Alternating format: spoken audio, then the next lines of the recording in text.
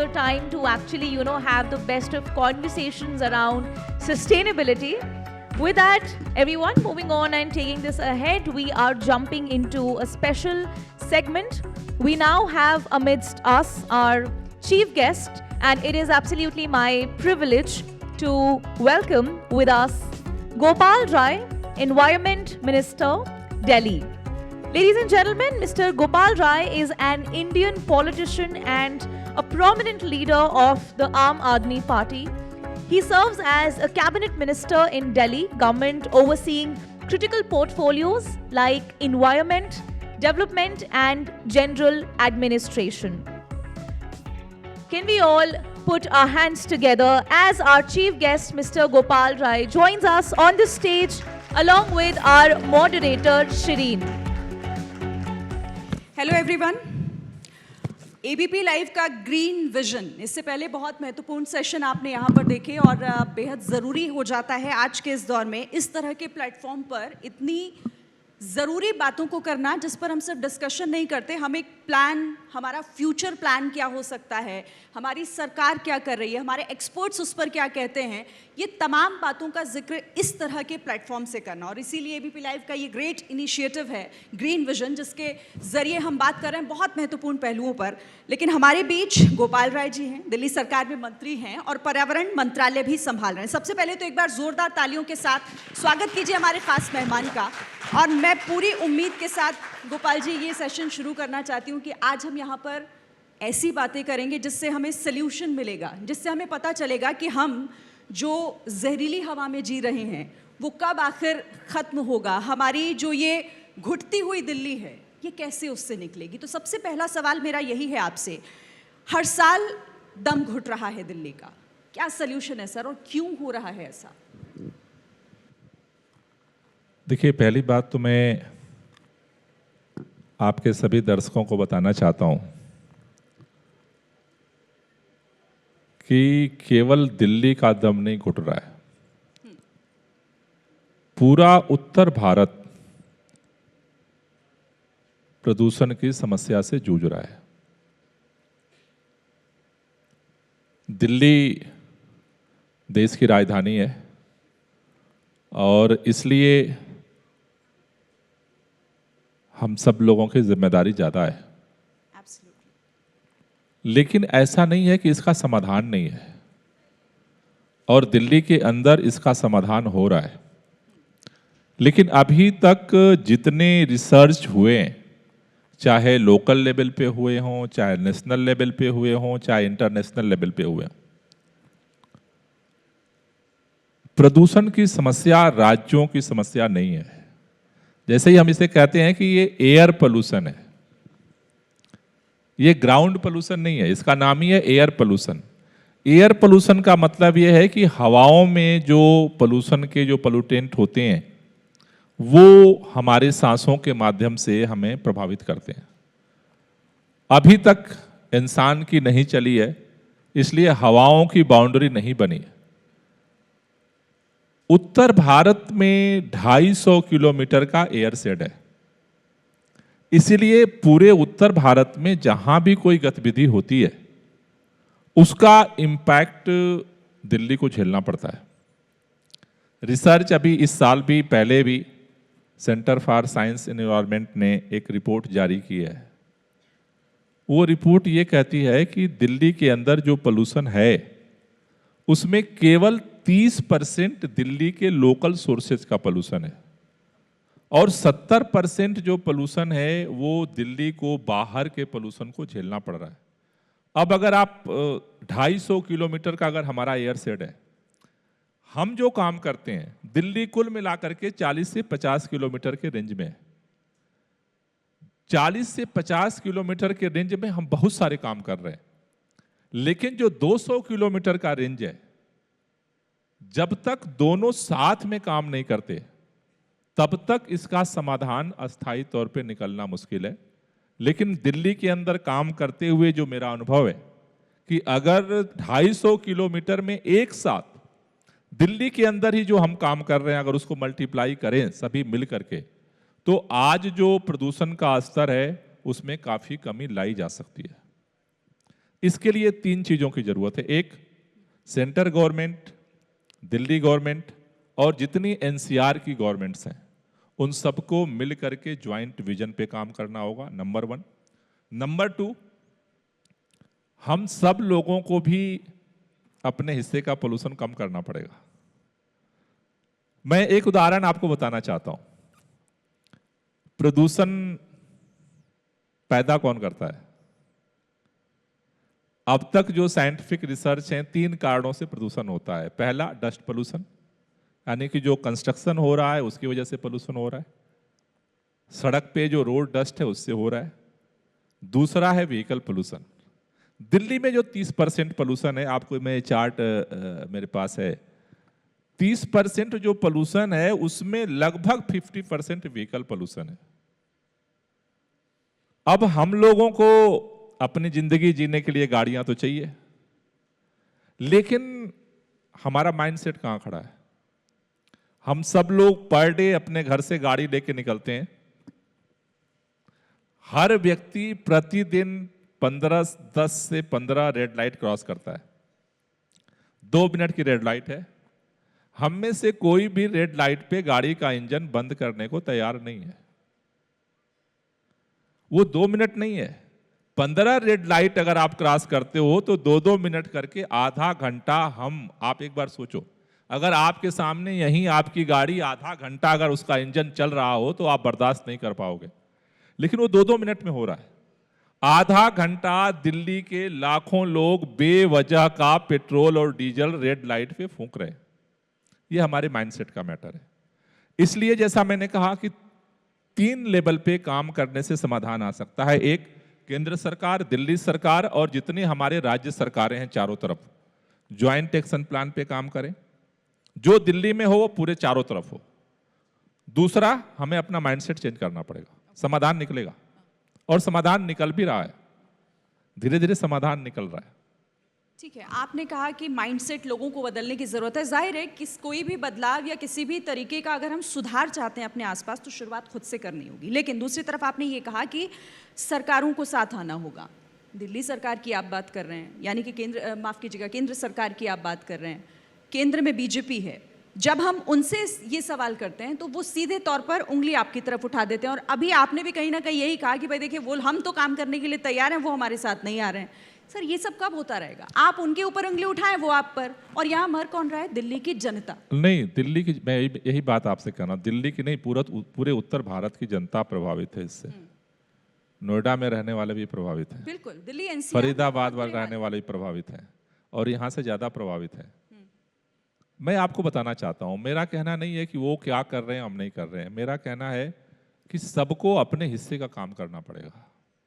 आप एंकर हो तो आपको एंकर वाला तो काम करना पड़ेगा, या मैं ही सवाल भी पूछूं मैं ही जवाब दूं, ऐसा तो नहीं होगा ना। और मुझे जवाब देना पड़ेगा, मुझसे सवाल पूछा जा रहा है। तो उदाहरण के लिए मैं आपको बताना चाहता हूं, क्योंकि ये समझना बहुत जरूरी है। जैसा मैंने कहा कि व्हीकल पोल्यूशन, गाड़ियों का पोल्यूशन एक इंपॉर्टेंट फैक्टर है प्रदूषण को बढ़ाने में। पूरे दिल्ली में जितने पब्लिक ट्रांसपोर्ट है, सीएनजी की बस चलती है, डीजल की बस कहीं दिल्ली में चलती है क्या? नहीं चलती। BS4 की बस चलती है? नहीं चलती।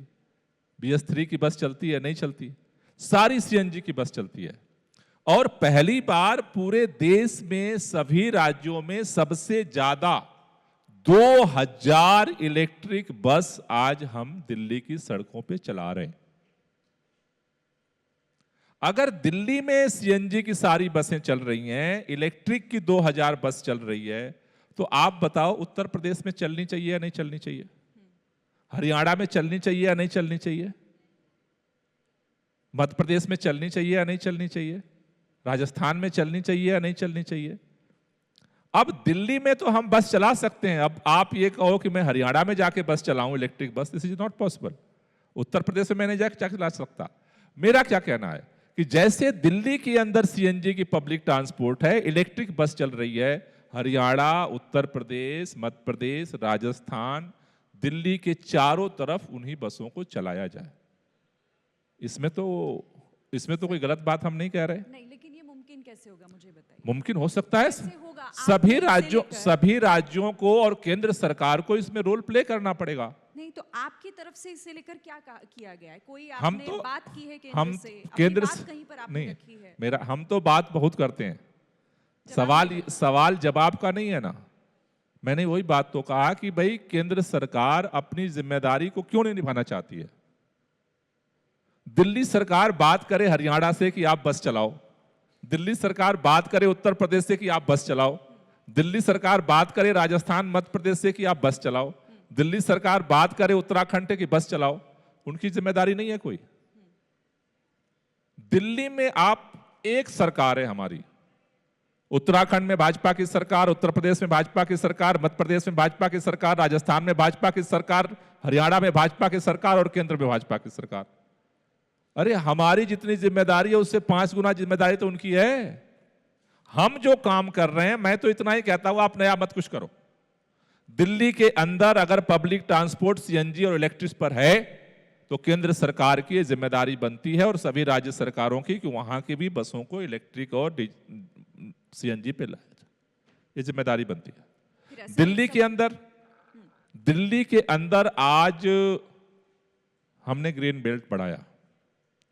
हमारी सरकार बनी 20% दिल्ली का हरित क्षेत्र था, आज 23.06% हमने बढ़ा दिया। अब वो काम हम दूसरे राज्यों में जाके नहीं कर सकते।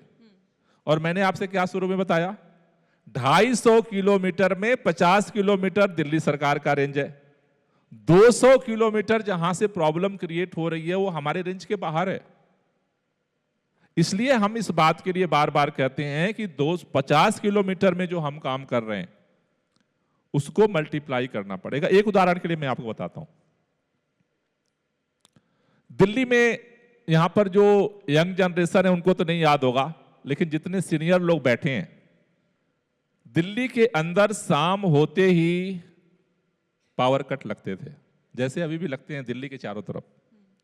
शाम को किसी मार्केट में आप चले जाओ, चाहे सरोजनी नगर चले जाओ, चाहे कनॉट प्लेस चले जाओ, चाहे करोल बाग चले जाओ, चाहे कहीं भी चले जाओ, पूरे दिल्ली में डीजल के जनरेटर चलते थे, धुआं धुआं होता था। दिल्ली अकेला राज्य है जहां 24/7 हम बिजली पैदा नहीं करते। हमने बिजली की गारंटी की है और दिल्ली को जनरेटर से और दिल्ली वालों को इन्वर्टर से हमने मुक्त किया है, उससे पोल्यूशन कम हुआ है। इसलिए मेरा कहना है कि मेजर जो बात क्या है, एक तो व्हीकल पोल्यूशन को कम करने की जरूरत है। प्राइवेट गाड़ियां हैं, जैसे हम सब लोग लेते हैं अपने घरों में, आज चाहे स्कूटी लीजिए, चाहे 4 व्हीलर लीजिए, आज दिल्ली सरकार अकेली सरकार है जो इलेक्ट्रिक गाड़ियों पे सब्सिडी देती है, जो हमारी व्हीकल पॉलिसी है, जिससे कि अब दिल्ली अकेला राज्य है जहां नई गाड़ी खरीदी जा रही है। नई गाड़ियां जो लोग प्राइवेट में खरीद रहे हैं, लगभग 16% अब प्राइवेट में भी लोग इलेक्ट्रिक गाड़ी खरीद रहे हैं। तो मेरा क्या कहने का मतलब है कि जो 50 किलोमीटर के दायरे में हम कर रहे हैं, 30% हम कंट्रीब्यूटर हैं और 60% हम काम करते हैं। जो 200 किलोमीटर का कंट्रीब्यूटर है वो 0% काम करता है। इस गैप को पूरा करने के बाद हमें लगता है कि इसका समाधान और बेहतर होगा। लेकिन फिर आप ये कहने का, ये सवाल उठाने का मौका नहीं दे रहे हैं कि इसका मतलब तो ये है ना कि दिल्ली का पोल्यूशन कंट्रोल करना आपके हाथ से बाहर है, आपके कंट्रोल में नहीं है, नहीं। आप नहीं कर पा रहे हैं। दिल्ली का पोल्यूशन कम करना हमारे हाथ में है, लेकिन अगर यहां हम जितना कंट्रोल करते, मान लो इस कमरे में सफाई करना है, इस कमरे की हम जितना सफाई करते हैं, अगर इसके चारों तरफ से उससे डबल गंदगी यहां डाल दी जाएगी तो सफाई तो हम कर रहे हैं, लेकिन जितना हम साफ करते हैं बाहर से उससे डबल आ रहा है। तो इसलिए हम 24 घंटे काम कर रहे हैं। मैं केवल लाइटर मूड में कहना चाहता हूं, मैं दिल्ली का पर्यावरण मंत्री हूं। उत्तराखंड का पर्यावरण मंत्री कौन है नहीं पता किसी को, उत्तर प्रदेश का पर्यावरण मंत्री कौन है नहीं पता किसी को, मध्य प्रदेश का पर्यावरण मंत्री कौन है नहीं पता किसी को, राजस्थान का पर्यावरण मंत्री कौन है नहीं पता किसी को, हरियाणा का पर्यावरण मंत्री कौन है नहीं पता किसी को। क्यों नहीं पता है? क्यों नहीं पता है? उसका एक रीजन ये भी तो हो सकता है ना, क्योंकि हम सबसे ज्यादा चर्चा दिल्ली के पोल्यूशन को लेकर क्यों कर रहे हैं। नहीं? क्योंकि हम मेरा क्या परेशान हैं। ना परेशान नोएडा भी है, सारी स्टूडियो नोएडा में है, नोएडा परेशान है, लेकिन बात केवल वो दिल्ली के पर्यावरण मंत्री से, नोएडा से लोग बाइट लेने आते हैं हमारे पास। उत्तर प्रदेश से सारे मीडिया के लोग बाइट लेने निकलते हैं नोएडा से सुबह सुबह जब ड्यूटी के लिए निकलते हैं तो बहुत ज्यादा कोहरा होता है, वहां कोई बाइट देने वाला नहीं है, कोई जवाब देने वाला नहीं है, कोई माई बाप नहीं है।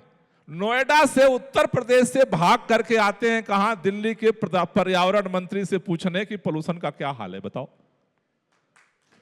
कैसे कैसे हो सकता है भाई। और अगर मैं गलत कह रहा हूं तो इन 5 राज्यों में भाजपा के किसी भी पर्यावरण मंत्री का आप नाम बता दो, मैं मान जाऊंगा, क्योंकि आप तो पत्रकार हो, सुनिए ना, पढ़ते लिखते होगे कि कौन क्या करता है। आप बार बार ये कह रहे हैं कि नोएडा से, अब देखिए नोएडा अगर ऑफिस है मीडिया हाउसेस का तो जाहिर है नोएडा से ही आपके तो वहां सवाल क्यों नहीं पूछा जाएगा? सवाल इसीलिए क्योंकि दिल्ली की स्थिति आंखों देखी। अरे भाई नोएडा में नहीं दिखता, बिल्कुल दिखता है, मैंने गाजियाबाद में नहीं दिखता, फरीदाबाद में नहीं दिखता, गुड़गांव में नहीं दिखता। दिल्ली से, सुनो आप ऑन रिकॉर्ड में बात कर रहा हूं, दिल्ली से ज्यादा AQI इन 5 राज्यों के शहरों में है। और मैं चैलेंज देकर कहना चाहता हूं, दिल्ली में हमने 40 मॉनिटरिंग स्टेशन लगाए हैं। इन 5 राज्यों में किसी में 40 स्टेशन लगा दो, दिल्ली में जिस दिन 500 AQI होगा वहां 1000 होगा। डॉक्टर जब चेक करता है तभी बुखार पता चलता है कि उसका टेम्परेचर कितना है। जब थर्मामीटर ही नहीं लगाओगे तो पता ही नहीं चलेगा कितना है टेम्परेचर। अरे हम नापते हैं और इलाज भी करते हैं। मेरा केवल इतना सबमिशन है, हम अपने हिस्से का काम कर रहे हैं और 24 घंटे करते हैं, 24 घंटे करते हैं और भी करने को तैयार है। मैं उदाहरण के लिए आपको बताऊं कि समस्या कहां पर है। पिछले साल सर्दियों में, ये दिल्ली अभी सर्दियों के पोल्यूशन को झेलती है। नॉर्मली अभी दिल्ली में पिछले 10 सालों में हमने पोल्यूशन की क्वालिटी को काफी इंप्रूव किया।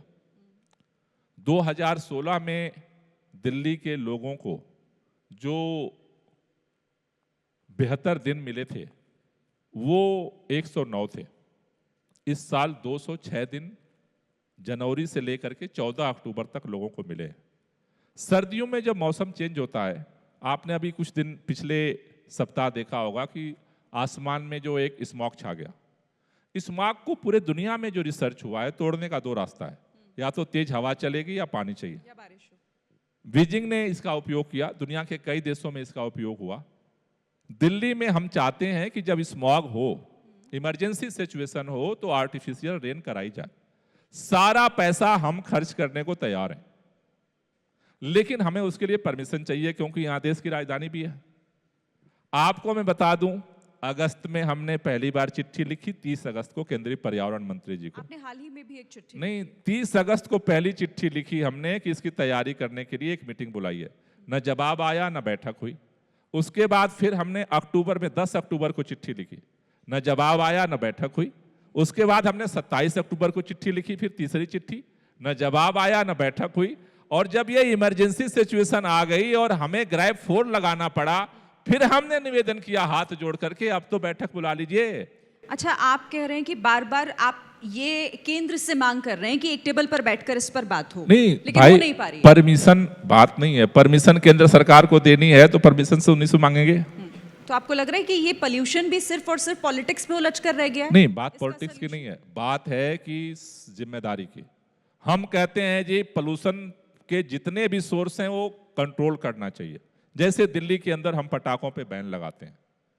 अब अगर भाजपा कहती है कि नहीं जी पटाखे जलाओ, एक तरफ हम कह रहे हैं ये पटाखे बंद करो, पोल्यूशन होता है।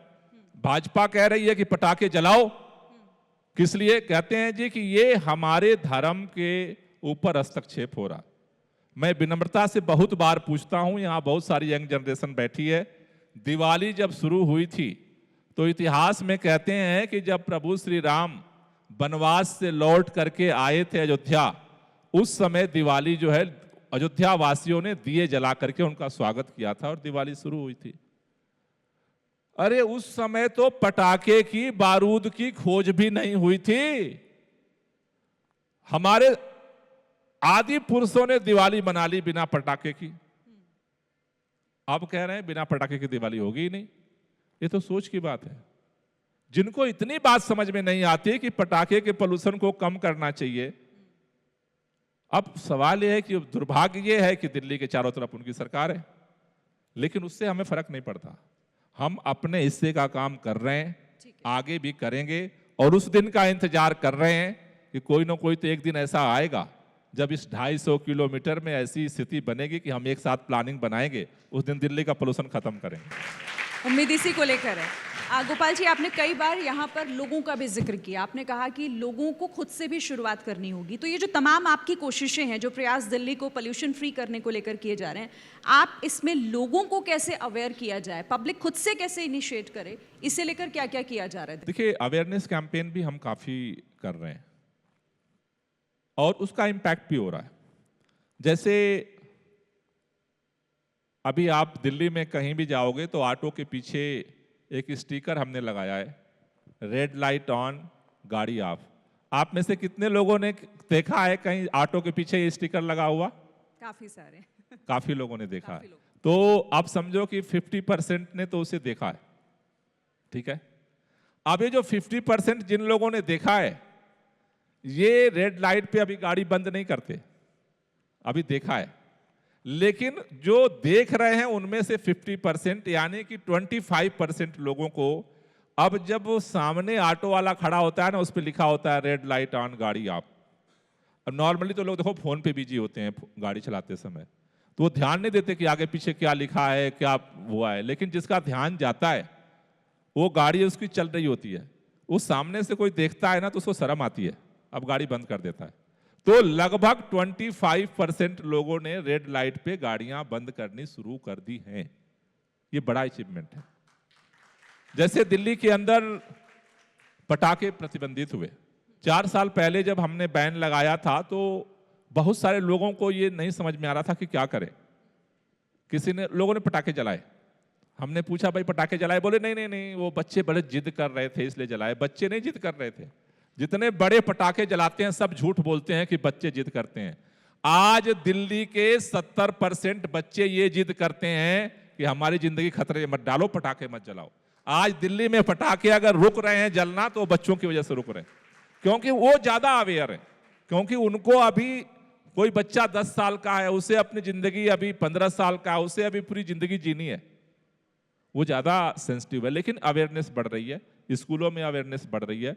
लेकिन मैं केवल इतना ही कहना चाहता हूं सभी लोगों से कि जैसे छोटे छोटे कामों के लिए हम गाड़ी निकाल लेते हैं, ऐसा नहीं है। अपने कॉलोनी के बगल में दुकान पे हमें सामान लेने जाना है, बिना गाड़ी का भी आ सकता है, लेकिन हमारी आदत में बन गया गाड़ी चाहिए उसके लिए। जहां पर हम बिना गाड़ी के काम कर सकते हैं, मान लो हम 4 दोस्त हैं, हमें कहीं घूमने जाना है, इंडिया गेट जाना है, हम एक गाड़ी में भी चारों जा सकते हैं। चारों दोस्तों का 4 गाड़ी लेकर के जाना जरूरी नहीं है, this is possible. Red light पे हम गाड़ी बंद कर सकते हैं, दिस इज पॉसिबल, इसमें हमारा कोई नुकसान नहीं है, फायदा है। उसी तरह से जैसे हमारे बहुत सारी सोसाइटीज हैं दिल्ली में, दिल्ली में सोसाइटी में हम गार्ड रखते हैं नाइट ड्यूटी पे।